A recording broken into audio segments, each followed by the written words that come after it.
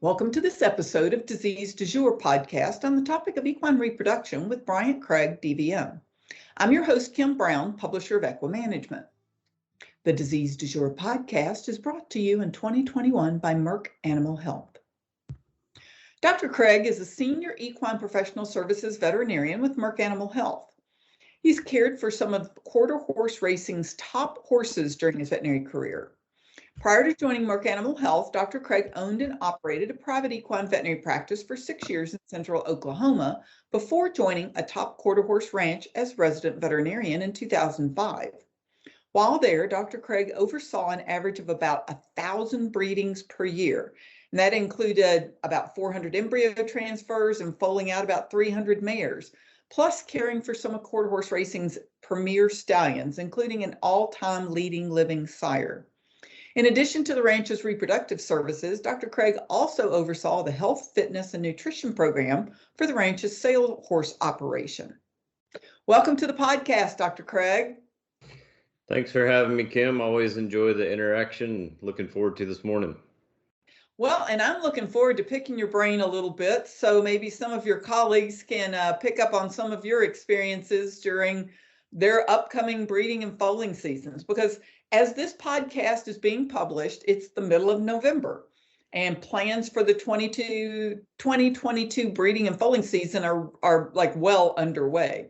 So, Dr. Craig, what is the focus this time of year on a breeding farm? So this time of year, we're wrapping up the sale season, and so lots of horses have changed hands. So you may have new brood mares coming in to farms that we don't have a history on, new stallions finding a different home. So a lot of focus goes into just gathering history on those horses, seeing what problems they may have or what their produce record is, and then kind of coming up with a plan of attack, so to speak, once spring gets here. Because even though we haven't hit Thanksgiving yet, breeding season is just around the corner, and it always seems to come a little quicker than we expect. Boy, that's the truth. So let's maybe break it down just a little bit, and let's start with that all-time favorite, the Maiden Mayor, getting her ready for breeding season. So there's actually some things starting to go on in November. There are. So, a lot of those mares are coming off the track or out of a performance career. And so the first thing I like to do is just a nice overall physical examination, make sure we don't have any lameness issues, check their plane of nutrition. We don't want them super thin or super obese coming into breeding season. So we may need to alter that nutrition plan on those gals. And then, check that perineal conformation, make sure we don't see any large issues. I like to do an ultrasound exam. Depending on the mare, where she lives and what she's been doing, the ovaries may not be all that active this time of year as they're easing into transition. But if we can catch a mare, possibly an estrus, then I'll take the opportunity to perform a culture cytology and see what we may have going on in that uterus.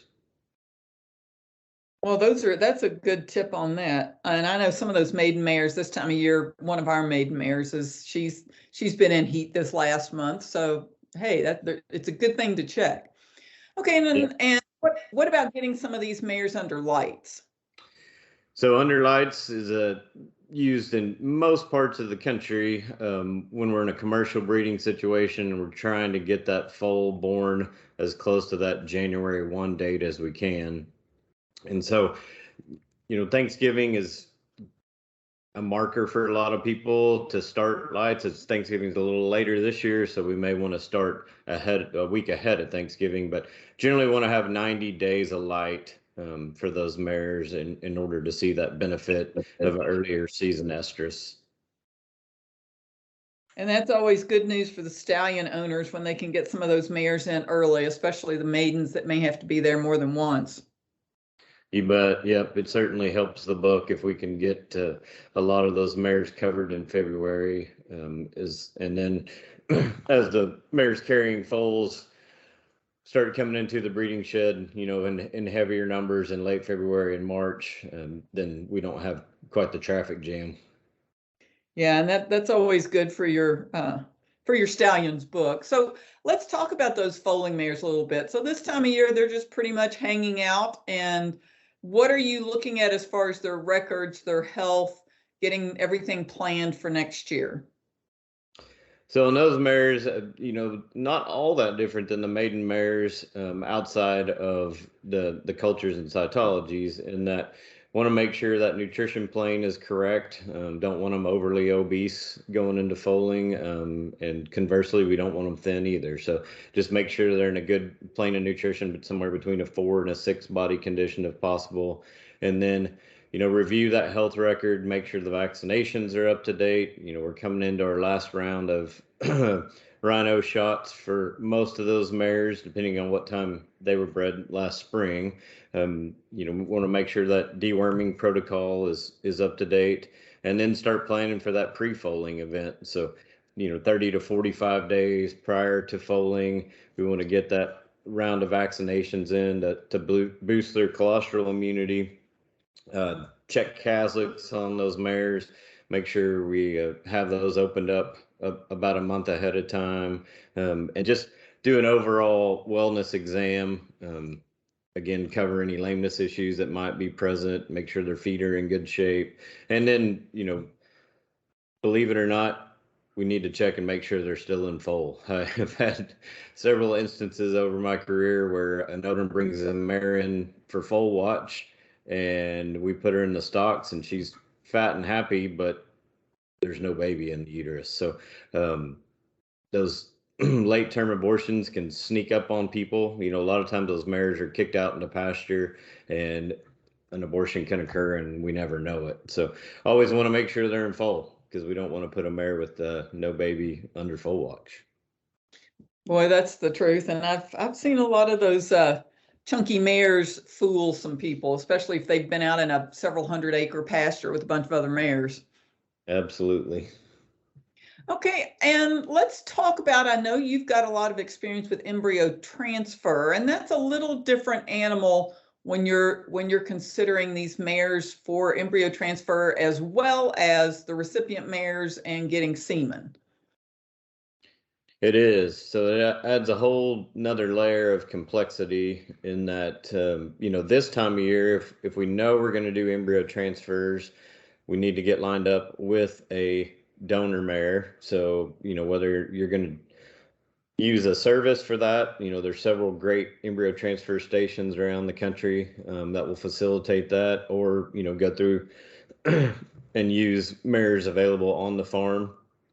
We need to get all those logistics lined up and make sure everybody's aware and contracts are signed and everything is in order before the spring gets here, because especially the last couple of years, breeding has hit its stride again, and recipient mares are in short supply. So we don't want to get caught without a contract and maybe get stuck with an embryo that we don't have anywhere to go with.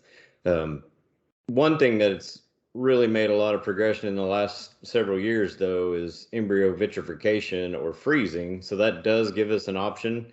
If we don't have a recipient mare, we can freeze that embryo and hold it until that time becomes available. Or, if we want to try if it's late in the season and we want to try to get an early foal, we can wait till next year and put that vitrified embryo into a recipient early in the season for the next year. So lots of layers of complexity there, but the biggest thing is get the planning done and then get your stallion contracts in place. So, a lot of those embryo donor mares that are at the higher end of their discipline are going to be bred to more than one stallion. So we need to make sure we have all those things lined up. And maybe talk to some of the vets out there who haven't really done a lot of embryo transfer, but work with some top, whether it's a performance mare or racing mare. What are some of the reasons that you might consider, whether health or performance, for using embryo transfer? So, back to the wellness issue, if I've got a mare with a significant lameness problem that I don't feel is conducive to carrying a foal, that would be one reason I would think about it. So, say we've got a mare with a bad stifle or maybe laminitic, something like that, that the extra weight could be a burden on her, embryo transfer is a great option for those girls. If we've got a mare that's still performing well in whatever discipline, embryo transfer is perfect for them. We can generally get them in the breeding shed, be there for 2 to 3 weeks, flush an embryo, and then get them back out on their performance circuit. And, depending on where that breeding shed is or vet clinic, we can a lot of times keep them in training while that's going on. So we don't really lose all that much time. And we may miss a competition or two, but outside of that, things go pretty smoothly. And those mares are generally pretty fertile. They're young and healthy and have really good success there. And then the other reason would be if, as I referenced earlier, if we want to breed them more than one stallion, so we want more than one foal out of that mare in a particular season, that gives us the option of multiple foals from the same mare in one season. And that's a good tip for those. And let's maybe while we're talking about that, what about some of the newer technologies in equine reproduction like ICSI? Today's Disease Du Jour podcast is brought to you by Merck Animal Health's Regimate, Altrinogist. When it comes to delivering safe, predictable control over a mare's reproductive cycle, nothing compares to Regimate. Tried and true, Regimate is proven with 30 years of results and more than 50 million doses sold. That's something no generic can claim. Regimate is contraindicated for use in mares having a previous or current history of uterine inflammation. Review proper use and safe handling of Regimate. Avoid skin contact. Pregnant women or women who suspect they are pregnant should not handle this product. For complete safety information, read label. So ICSI has come a long, long ways in the last 10 years and is gaining in commercial viability. There's several places around the country that do it commercially now. It was basically a research-based procedure, 10, 12 years ago, and we've made lots and lots of headway there. It's a great procedure for, like this time of year where the mares aren't maybe cycling as well, we can still recover some oocytes. If we've got a mare that we just can't recover an embryo, but she is forming follicles and we can aspirate an oocyte from them, it's a great alternative. And so something that's really made a lot of strides. Still pretty expensive, so it's kind of secluded to that top tier of mares, but something that in coming years has become more and more commercially viable. And the other thing that I've already mentioned that is very helpful too is that embryo vitrification or freezing. A lot of times we'll use that in conjunction with ICSI or just with an embryo transfer. And that gives us a lot of flexibility as far as time of year and, obtaining those recipient mares when we need them. And just out of curiosity, I know my daughter and I each lost a really nice mare this year unexpectedly. There are ways to use this to basically stockpile some embryos from really good mares just in case there is an untoward event in the future.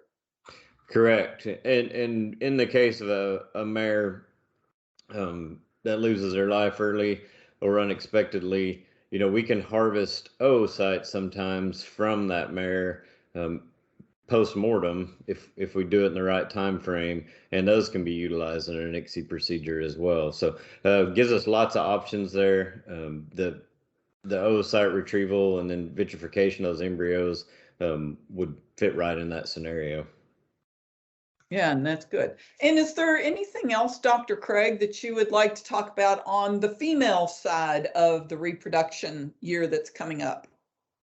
One thing that, and we're still learning a lot about it, but the uterine and just overall reproductive microbiome has started to gain a lot of attention in the last couple of years between bacterial culture and cytology and next generation sequencing and PCR diagnostics. We're learning more and more that the uterus isn't necessarily a sterile environment.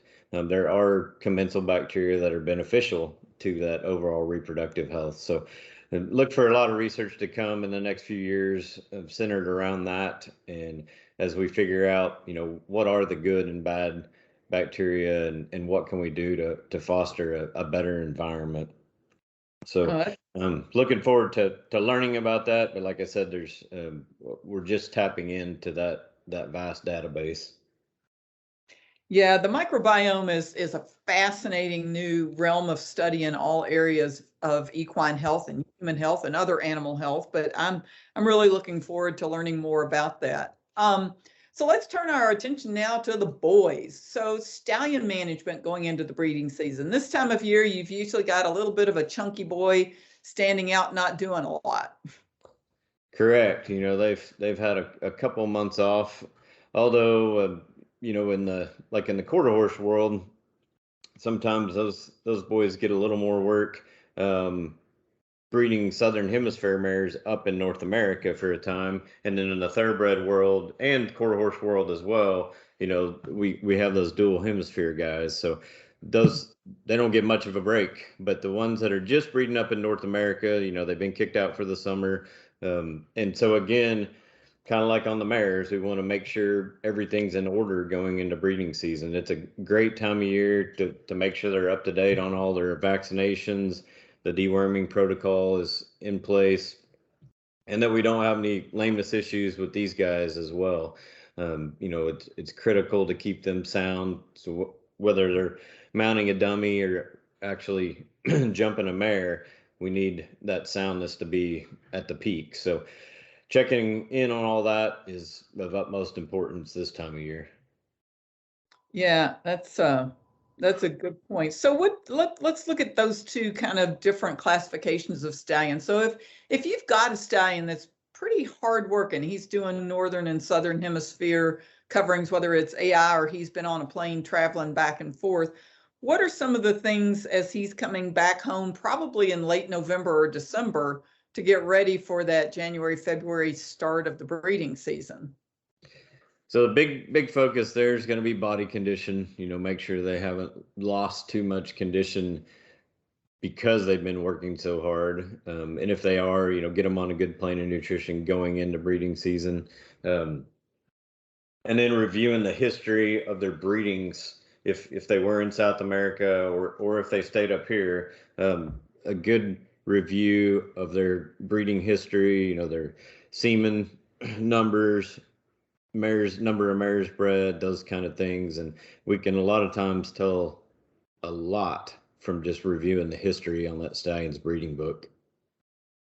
And let's toss out maybe a little challenge number here. What were you always striving for based, covers per stallion to get a mare pregnant? So that's a pretty simple number. One would be the best.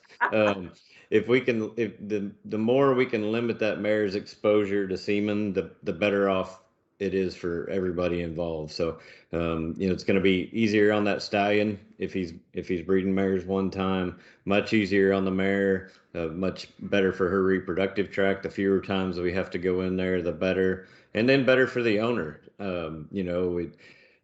Per cycle expenses can mount up, so the fewer cycles that mare has to go through, that we have to perform all the procedures necessary, the better it is for them. And at the end of the season, better for the stallion owner because it allows us to get more mares bred.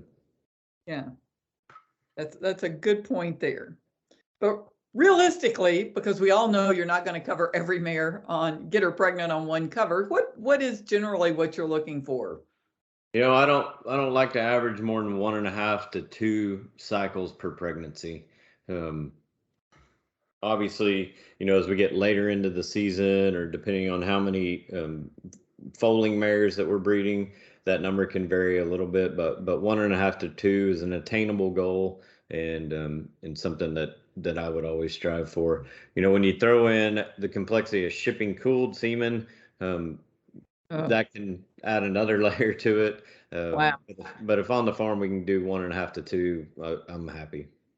I can't tell you how many million semen have died in the sun in the airport with trying to ship semen. Okay, and for those stallions that are staying home, and again, we had talked about, you had mentioned making sure that they're going through their soundness exams, lameness exams, nutrition, vaccinations. Anything else with these stallions that you're bringing back? Do you test breeding? And what about the new stallions that you've got coming in, getting them used to the routine? So if I have the availability of some mares in heat or a jump mare that I can collect those stallions this time of year, I like to, especially on the new stallions, maybe coming off the track, so we can see what we're dealing with. Get a good ultrasound examination of the testes, make sure all looks well there. But that can be tough, as we get into the short days, colder weather. Mares don't cooperate quite as well, and stallions don't either. So we may be a little bit limited. If possible, I do like to get some samples, take a peek, do cultures on that semen, make sure nothing is brewed in that semen while they were away or over the summer, and then get prepared for that next spring. The other thing that I really like to do this time of year is a good dental examination. I'm not sure I mentioned that, but this is a great time of year to get the teeth floated and make sure we don't have any issues there, so they doesn't affect their nutrition. And that's for stallions and mares. Yes. Yep. So Dr. Craig, so when you're looking at an older stallion that maybe his conception rate is waning, or you've got a stallion that's maybe had a questionable history of not getting quite as many mares in foal as you would like, what are some of the things that you could do to help that stallion? So that's a great question, and we have a lot of tools available these days in the form of analytics, looking at different semen characteristics, and then semen processing. So centrifugation with or without a cushion and filter can do a lot to improve a stallion's fertility. And then, in the world of thoroughbreds where we're doing all live cover, looking at a reinforcement breeding can be a great tool for those horses that are maybe losing some capacity, or even a young horse that hadn't quite caught their stride yet. We can help them out while that fertility develops. And I'm going to ask one last question here that I may catch you a little off guard here, but in the thoroughbred industry, as you were just talking about, after you've got these stallions making so many live covers toward the end of the season, they get a little tired of headed to the breeding shed. So do you have any recommendations of things that you have discovered over the years that'll kind of help these stallions to want to go willingly to the breeding shed and do their job? The biggest thing, and it's pretty simple stuff, is just, making sure they've been on a good exercise regimen coming into breeding season, and then maintaining some of that, letting them have some turnout time or controlled exercise is very important for their mental health. And then a proper nutrition program. I mean, I can't stress enough, just keeping those guys on a good plan of nutrition. There are some specific reproductive supplements out there that have shown a lot of promise in seminal characteristics and parameters. So I would look at that. And then just making sure that we're limiting those covers as much as possible. So, always striving for that goal of one cover per pregnancy. That's great. Well, and as you mentioned, it seems like the breeding world, especially on the quarter horse side, has really picked up in the last year or so. And so we wish everyone a great breeding season for 2022. Is there anything else that you would like to add? Just thank you for having me, and look forward to the spring coming, and wish everybody good luck as we make those preparations and get ready to roll come January 1st. Yep, always look forward. One of my favorite times of the year. So thank you, Dr. Craig, for joining me on this episode of Disease du Jour. And thank you to our audience for listening. And a special thanks to our 2021 sponsor, Merck Animal Health. We invite you to listen other episodes of Disease du Jour on iTunes, SoundCloud, Stitcher, or wherever you like to listen to podcasts. And if you have any questions or suggestions, you can send me an email to kbrown@equinenetwork.com. Disease du Jour is a production of the Equine Podcast Network, an entity of the Equine Network, LLC.